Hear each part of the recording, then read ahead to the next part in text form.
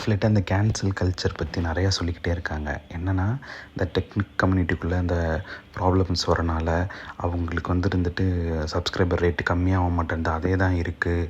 அவங்க மிஸ்டேக் பண்ணுறத someone exposing that அப்போ கொண்டு போய் கம்மியாக மாட்டேன்து அப்படின்றாங்க.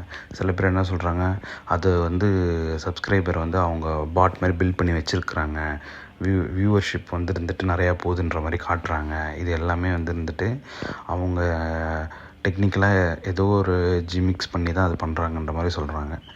ஆனால் நம்ம எந்த அளவுக்கு அவேராக இருக்கிறோம், அதுதான் இங்கே கொஷினு. அவனுங்க இருந்துட்டு தப்பு பண்ணுறாங்க அப்படின்னா நீங்கள் கொஷின் பண்ணுங்கள். இந்த மாதிரி இந்த ப்ராடக்ட்டுக்கு இருந்துட்டு நீங்கள் ஏன் எங்ககிட்ட அப்சேல் பண்ண பார்க்குறீங்க என்னன்ற மாதிரி கொஷின் பண்ணுங்கள்.